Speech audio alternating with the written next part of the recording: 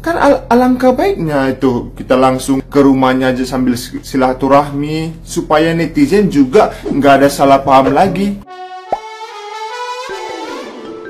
Hola netizen yang tercinta. Setelah ramai pemberitaan mengenai Atta Halilintar yang dianggap kembali menyinggung masalah Vanessa Angel, Atta Halilintar akhirnya meminta maaf kepada Haji Faisal. Permintaan maaf tersebut disampaikan Atta Halilintar melalui chat WA yang kemudian dibagikan Atta Halilintar di Instagram story-nya. Di awal chat, Atta Halilintar meluruskan apabila ia dan tim tidak berniat menyindir pihak keluarga Haji Faisal melalui konten yang diunggah di media sosialnya. Atta Halilintar kemudian mengungkapkan jika ia mengunggah Instagram story mengenai Vanessa Angel untuk mengingatkan fansnya. Atta Halilintar secara belak-belakan menyampaikan permohonan maafnya kepada Haji Faisal. Assalamualaikum Pak Haji Faisal, apa kabar? Semoga sehat selalu bersama Oma Gala, dan semua keluarga. Saya dari hati yang terdalam enggak ada pernah berniat sedikit pun menyindir. Sampai tim yang membuat skrip kontennya pun tidak pernah bermaksud sama sekali menyindir. Dan untuk story, awalnya saya hanya ingin mengingatkan netizen yang mengaku sebagai fans saya menggoreng tidak baik kemana-mana. Saya pribadi minta maaf kalau cara saya dan tim salah. Kami hanya manusia biasa yang enggak jauh dari salah dan hilaf. Sekali lagi dari hati yang terdalam mohon maaf lahir batin ya Pak. Salam sayang untuk Gala, Oma dan seluruh keluarga. Ya begitulah isi permintaan maaf Atta Halilintar kepada Haji Faisal. Ucapan permintaan maaf yang dilontarkan Atta Halilintar kepada Haji Faisal ini kemudian viral. Namun sayangnya netizen yang berbakti malah semakin melontarkan komentar miring kepada Atta Halilintar. Nah gimana nih menurut netizen yang terhormat? Silahkan berkomentar ya.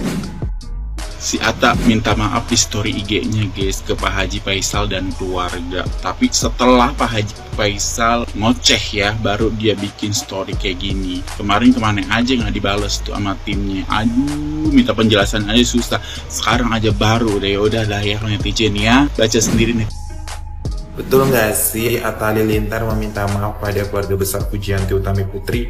Kalau untuk masalah itu karena itu niatnya baik ya, mau betul nggak betul ya kita tunggu aja di etiket baiknya. Kalau emang udah ya alhamdulillah, karena Kak Gio mungkin ketinggalan informasi ya, atau Kak Gio miskomunikasi seperti itu. Jadi ya kita doakan aja yang baiknya, kayak gimana yang namanya juga kita salah ya kita harus meminta maaf seperti itu ya. Semoga minta maafnya itu ya datang ke kediaman beliau, bukan di Instastory. Itu aja sih kalau menurut aku. Menurut aku mohon maaf sebelumnya, menurut aku, karena namanya kita meminta maaf kan harus bersalam-salaman seperti itu, betul nggak sih? Ya dong, nggak mungkin minta maaf lewat online tuh kayak geli, kecuali satu di Papua, satu di Amerika gitu. Oke, sama-sama di Jakarta kan, toh juga saling dekat kan, gampang mau ketemunya, nggak dipersulit. Mungkin ada kerjaan Gio, oh bisa jadi. Ya kita tunggu aja deh etikat baiknya kayak gimana, bener nggak sih? Ini kan lagi rame kan postingannya si kakaknya si Jarwo terhadap Bapak Faisal ya, orang tua si Fuji. Pertanyaannya kayak gini, kenapa baru sekarang minta maaf? Kenapa sekarang baru minta maaf? Kemarin-kemarin kenapa nggak minta maaf? Terus menurut gua kenapa harus diposting?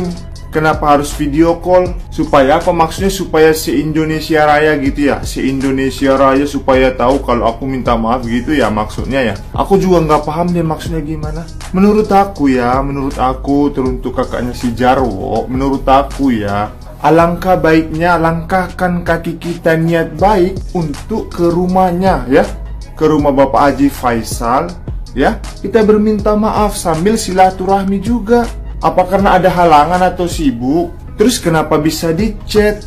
Kan alangkah baiknya itu kita langsung ke rumahnya aja sambil silaturahmi, supaya netizen juga nggak ada salah paham lagi, supaya netizen juga lihat, oh iya ya mereka udah bersalaman, udah bertemu, berarti nggak ada lagi berita-berita yang mau digoreng, nggak ada lagi berita-berita oknum-oknum palsu. Kalau kayak gini mah diposting di sosial media bahwasanya dia minta maaf, tapi kalau belum ketemu sama aja itu nanti beritanya pasti dibuat-buat lagi hoax-hoax gitu nanti ya, hoax segala macam dan berita-berita lagi semua nanti. Ya, kayak gini kan kasihan, nanti dihujat lagi. Makanya manusia itu jangan kayak belut, licin tapi kayak gini-gini. Apakah karena ini ibaratnya nyenggol si Fuji, nyenggol sana sini supaya trending, supaya viral? Hah? Setauku Fuji nggak ada ya pernah nyenggol orang biar viral, nggak ada deh menurut aku ya. Ya Allah, yang penting deh kita doain aja ya, semoga yang terbaik deh ya. Lain kali juga netizen harus pandai memilah dan memilih mana berita-berita dan konten yang menarik ya. Saya fansnya Uti, saya idola Fuji, mewakili kalian semoga kita sehat selalu, dijauhkan dari kejahatan ya. Terima kasih. Woi Atta Halilintar, lu udah dulu dong. Kemarin lu ngujat-ujat Fuji gara-gara dia nggak nikah-nikah gitu. Gini nih dengan hashtag gini, udah lama-lama pacaran tapi nggak dikenalin orang tua. Jangan ya deh ya.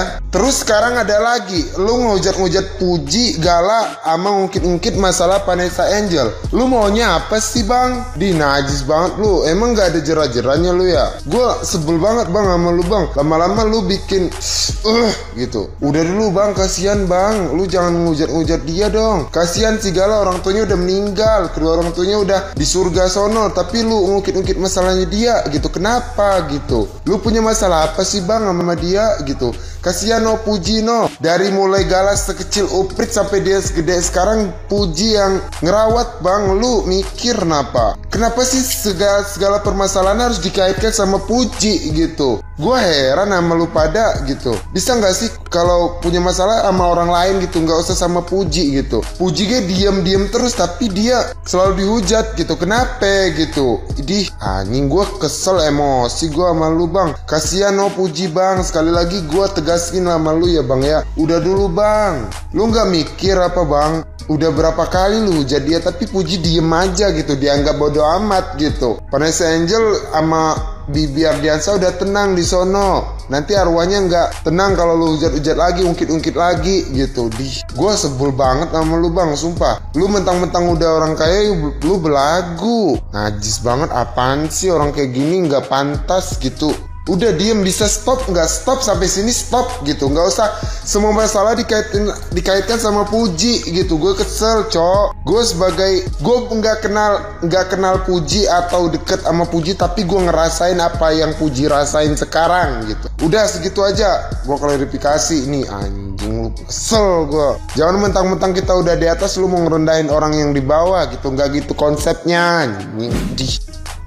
Kalau menanggapi postingan si Fuji dan postingan si Atta ini ya jangan terlalu berlebihan lah. Yang bikin rame, yang bikin rancu, yang bikin ribut kan siapa? Ya netizen juga. Makanya kalau punya pikiran itu harus positif, jangan pikiran negatif. Jadi setiap postingan apa aja dibikin negatif. Yang bikin rame siapa? Ya para netizen itu sendirilah. Yang bikin rancu siapa? Ya para netizen itu sendirilah. Ya kadang-kadang yang nggak tahu jadi sok tahu, yang jadi paling pinter.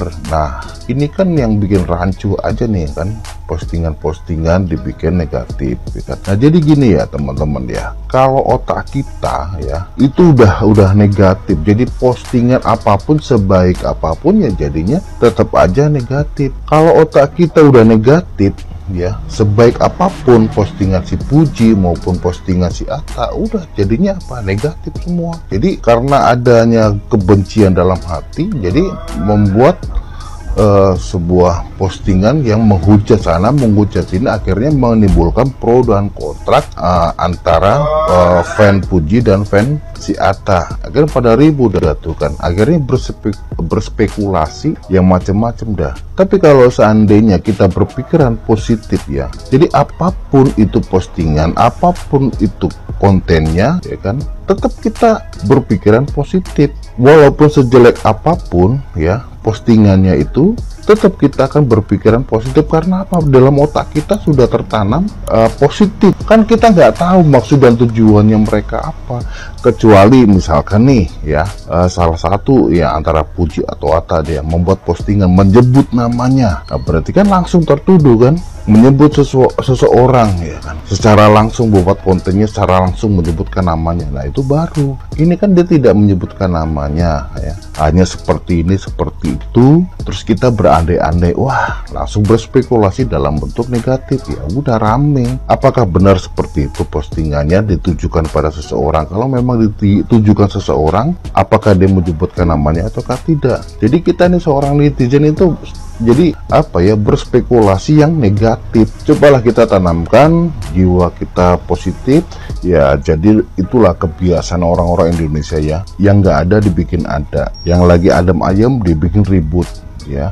Nah, kita sebagai seorang yang normal ya gitu ya, berpikirlah positif ya, jangan mudah terpancing dengan konten-konten yang sifatnya memancing emosional kita. Nggak ada gunanya, nggak ada artinya. Apa sih manfaatnya dan apa sih untungnya ya?